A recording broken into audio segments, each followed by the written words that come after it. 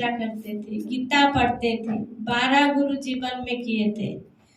तो भक्ति के संस्कार था। भक्ति में तो ऐसे ही साक्षात्कार होता है, पर शिव बाबा ने जो साक्षात्कार कराया उनको समझ नहीं आता था ये क्या मेरे साथ हो रहा है। कभी स्थापना का, कभी विनाश का, कभी सतयुग का, कभी श्री कृष्ण का, ऐसे सब हो रहा था।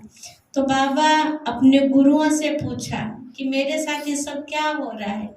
और उन दिन गुरु लोग भी बहुत अच्छे होते थे, तो बोले तुम मन को शांत करो तो समझ में आएंगी।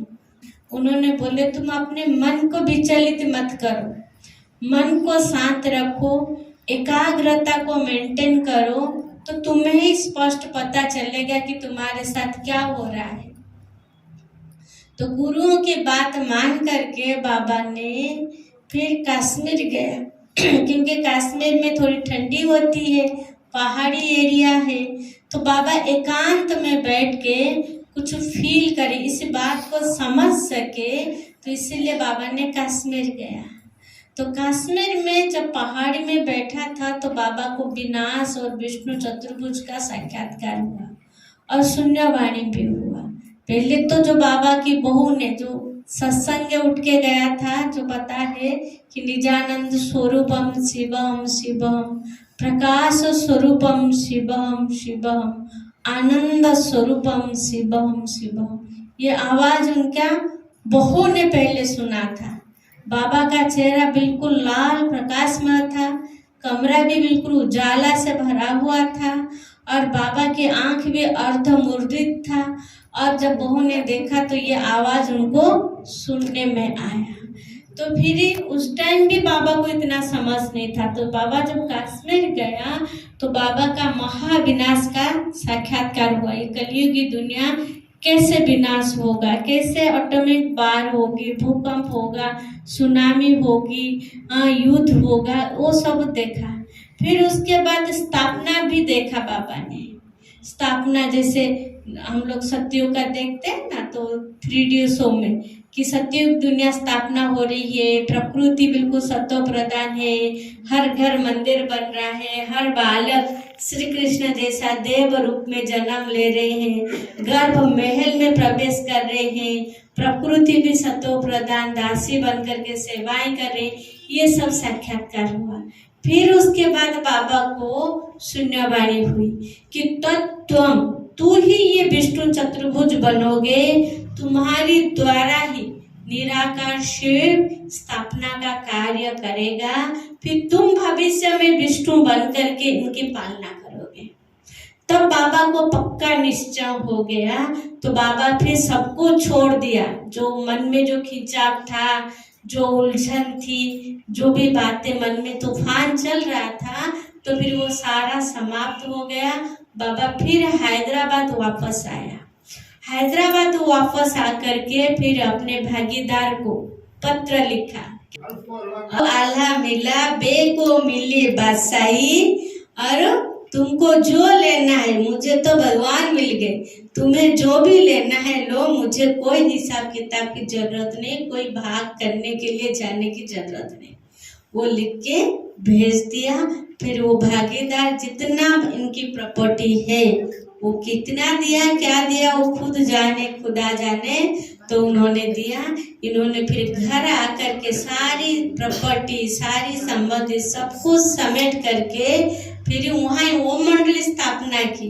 पर वहाँ वो मंडली क्या, वो मंडली फिर जब वो एंटी वो मंडली क्रिएट हो गई, बहुत विघ्न डाले, फिर वो हैदराबाद से कराची आ गई। कराची में फिर दादा रिजुमल सकरानी की एक बिल्डिंग था और ब्रह्मा बाबा को एक बिल्डिंग था, क्योंकि तब भी उन्होंने बहुत कुछ गलत सलत ब्रह्मा बाबा के नाम पर बोले कि ये दादा लक्की बाबू वो बिल्कुल काम विकार में फंस गया है, कामेशु बन गया है, गलत सलत बोलता है, कहता है मेरे को 108 पटरानी चाहिए, इसीलिए बहु बेटियों को भगा रहा है। तो फिर बाबा ने एक युक्ति रचा, करण करावन हार तो शिव बाबा है, तो फिर इन्होंने कराची आ गए ट्रेन से। और कराची आने के बाद ये जो 2 बिल्डिंग था, तो 2 बिल्डिंग में एक में भाई लोग रहे, एक बिल्डिंग में माताएं और कन्याएं रहे। और फिर बाबा जैसे मुरली में कहते हैं, ब्रह्मा बाबा शरीर में तो मेल है, भले ब्रह्मा माँ बने पर शरीर में तो पुरुष है। तो माताओं कन्याओं को संभालने के लिए मम्मा को निमित्त बनाया।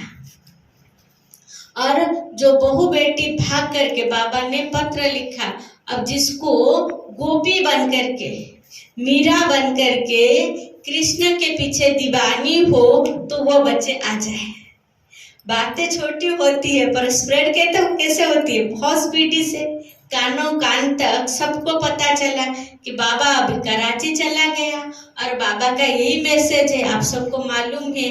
मैसेज भी कैसे जाता था, कोई बांधेली है उनको बाथरूम की स्काईलाइट में वो चिटकी लिख के फेंकते थे, छत के ऊपर फेंकते थे, और कहीं इधर उधर मंदिर जाते थे, आपस में मिलते थे तो एक दूसरों को पकड़ा देते थे।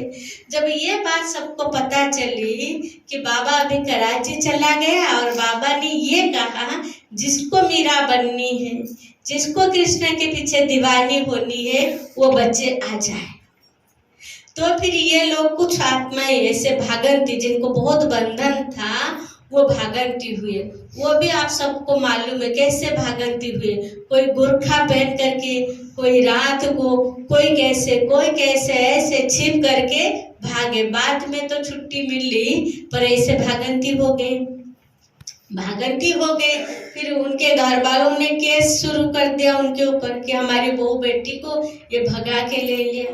फिर उससे छुटकारा पाने के लिए बाबा ने एक अच्छी युक्ति रचा, एक सिलाई सेंटर खोला कि देखो ये बहू बेटियां सब आकर के उनके घर में रहने नहीं देते हैं, घर में छुट्टी नहीं देते हैं, इसलिए ये कमाने के लिए आए हैं।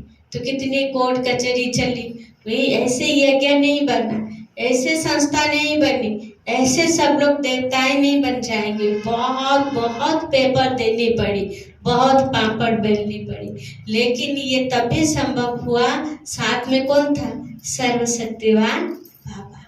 तो फिर ही माताओं को 5-6 माताएं फिर सिलाई मशीन रख करके उनको सिलाई सिखाई, फिर उनको पढ़ाया लिखाया। बाबा कहते थे बच्चे हिंदी इतनी पढ़ो तो गीता पढ़ो तो हिंदी सीख जाओगे, और मैथमेटिक इतना पढ़ो जो धोबी को एक कपड़ा 5 रुपया तो 20 कपड़े दिए तो कितना रुपया हुआ तो हिसाब कर सको, इतनी मैथमेटिक चाहिए।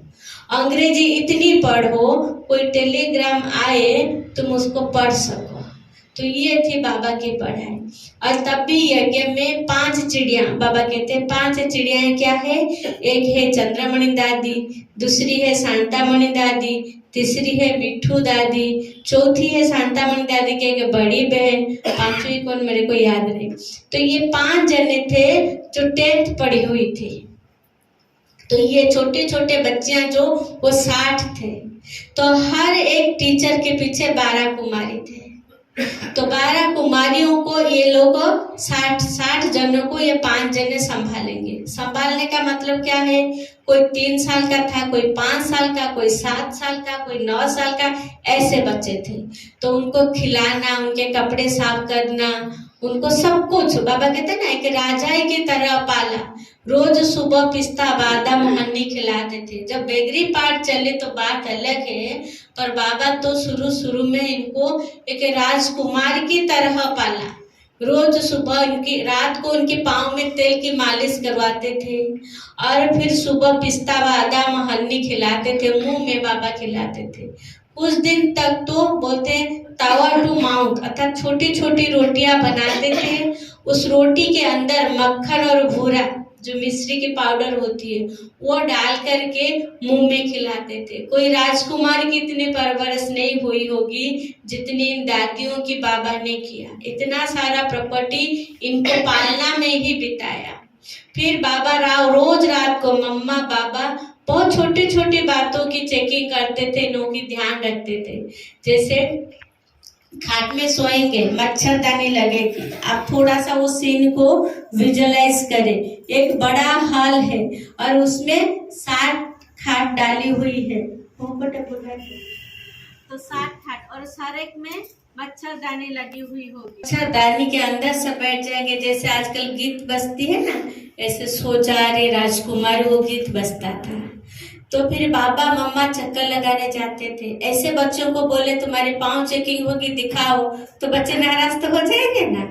तो बाबा मम्मा अंदर घुसते थे तो सब लोग बड़े खुश हो जाते थे। फिर बाबा मम्मा कहते थे अच्छा मेरे ठाकुर बच्चे देखो मंदिर हो गई, मच्छरदानी लगे और सब मूर्तियां अंदर बैठे हुए हैं। मेरे ठाकुर बच्चे दिखाओ सबकी पाँव कैसी है। तो सबको बड़ी खुशी होती थी। आप सोचो 7-8 साल के बच्चे, उनको क्या पता मम्मा बाबा क्यों बोल रहे। तो सब बड़े खुशी से अपने पाँव आगे कर देते थे। तो फिर देखते थे किसी के पाँव में धूल लगी है, मिट्टी लगी है, गंदगी है, तो फिर बड़े प्यार से कहते थे मेरे ठाकुर बच्चे गंदे पाँव में थोड़ी सोना होता है, चलो सब पाँव साफ करो। तो फिर पाँव धो के आते। मतलब एकदम छोटी बातों का मम्मा पापा ध्यान रखते थे। और जैसे आजकल की दिनचर्या है, अमृत वेले उठना, सुबह मुरली सुनना, ऐसे दिनचर्या नहीं था। तो सुबह ये लोग 7 बजे तक तैयार होते थे, फिर 7 से 8 एक्सरसाइज करते थे। 8 बजे फिर सब जाते थे तैयार होके, 9 बजे तक आते थे। 9 बजे बाबा उनको फिर पिस्ता बादाम खिलाते थे, मुरली चलाते थे। फिर उसके बाद नाश्ता करके 9:30 बजे 10 बजे तक ड्यूटी पर जाते थे। 10 से 2 बजे तक इनका कर्मणा सेवा रहता था। हर एक का जो भी है, रोटी बेलना, खाना बनाना, घर की सफाई करना, कपड़े धुलाई करना, जो भी है कर्मणा सेवा 2 बजे तक रहता था। 2 बजे भोजन करते थे, फिर सो जाते थे। फिर शाम को उठ के फिर सेवा करते थे और योग तपस्या करते थे। तो दादियाँ बोलते हैं हम लोग जो 14 साल पाकिस्तान में रहे, कोई एक ने भी डॉक्टर का मुंह नहीं देखा, कोई एक ने भी कोई दवाई नहीं खाई। क्यों? क्योंकि दिनचर्या इतनी अच्छी थी, खान पान इतनी शुद्धि थी, और सबसे बड़ी बात साथ में कौन था? बाबा था। आपसे बढ़कर